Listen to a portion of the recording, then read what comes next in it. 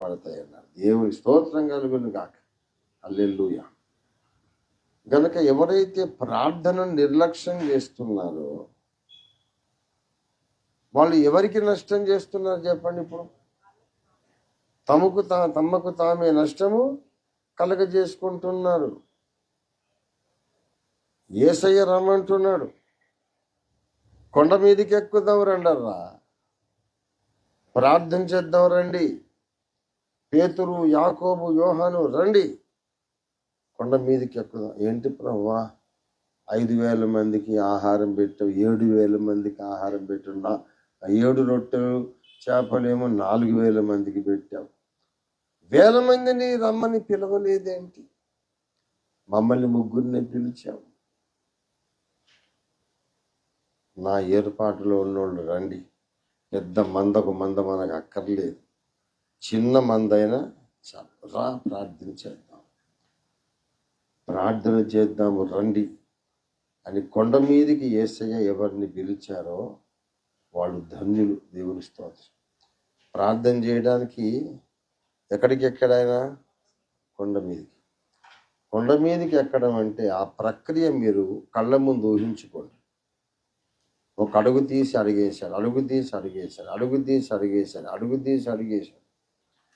ఒక్కొక్క అడుగు తీసి అడుగు వేస్తున్న కొద్దీ నేలకు దూరం అయిపోతుంటాడు, ఆకాశానికి దగ్గర అవుతాడు.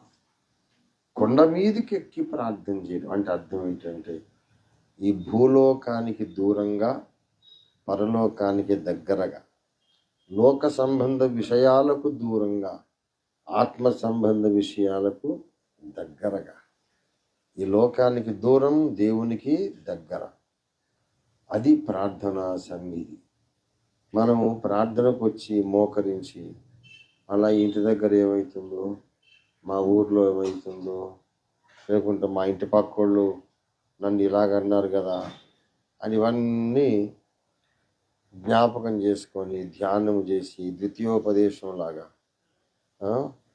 అప్పుడప్పుడు ఉలికిపడి హల్లెలూయా స్తోత్రం స్తోత్రం స్తోత్రం అని మళ్ళా ఊరంతా లోక సంచారము, దేశ సంచారము చేసి మళ్ళా అప్పుడప్పుడు హల్లెలూయా అని ఇది కాదు ప్రార్థన. ప్రార్థిస్తున్నంతసేపు మనం దేవుని సింహాసనానికి దగ్గరగా ఉండాలి. ఈ లోక సంబంధమైన తలంపులు, ఆలోచనలు అన్నిటికి దూరం అయిపోవాలి. ఏదైనా కానీ, ఊరు మునిగిపోని, ఊరు కొట్టుకుపోని, ఏమైనా కానీ నాకు దేవుని సింహాసనాన్ని సమీపించడమే ముఖ్యం అనుకున్న వాళ్ళతో దేవుడు మాట్లాడతాడు, వాళ్ళకు రూపాంతర అనుభవం ఇస్తాడు. దేవుని స్తోత్రం కలుగును గాక. కనుక ఇప్పుడు మనం ప్రార్థన చేద్దాం. ఏమని ప్రార్థన చేద్దామంటే, ఓఫీర్ మినిస్ట్రీస్లో ఉన్నటువంటి సభ్యులందరూ కూడా రూపాంతర కొండ మీదకి ఎక్కాలి. అందరూ కూడా మోషేలాగా ప్రార్థించాలి. ఎలాగ ప్రార్థించాలి? వీళ్ళు మాట్లాడడం, రివర్స్లో దేవుడు మాట్లాడటం.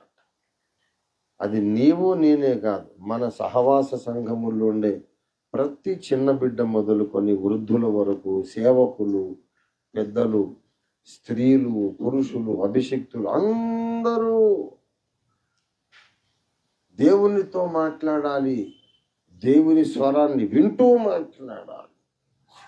అటువంటి lively friendly communication with God, like a friend speaks to another friend. దేవుడు ఒక స్నేహితునిలాగా మోషేతో మాట్లాడినట్లుగా మన విశ్వాసులందరూ కూడా దేవుని స్వరాన్ని వింటూ, దేవునితో మాట్లాడుతూ, తమకే తెలియకుండా రూపాంతరం పొందాలని మనం ప్రార్థన చేద్దాం. తన ముఖ చర్మము ప్రకాశించిందని మోషేకు తెలియలేదు. ఒకసారి నేను ప్రసంగం చేశాను ఈ విషయంలో. తనలోని మార్పు తనకే తెలియనటువంటి సందర్భాలు 2.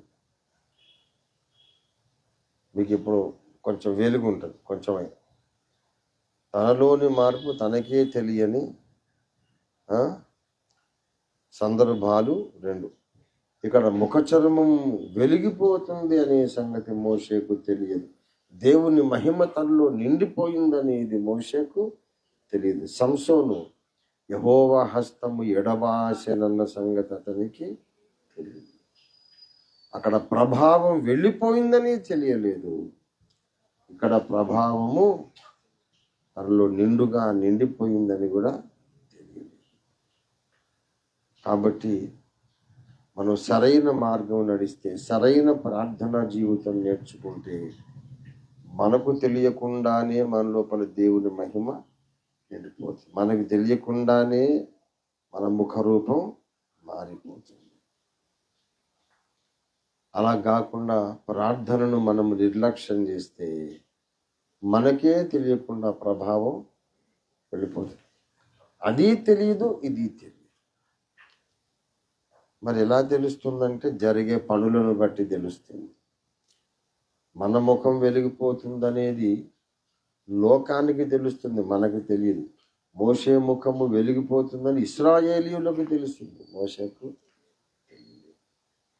కనుక మనందరం అర్థవంతమైన ప్రార్థనలోనికి వెళ్ళాలి. మనందరం ప్రార్థన చేయాలి.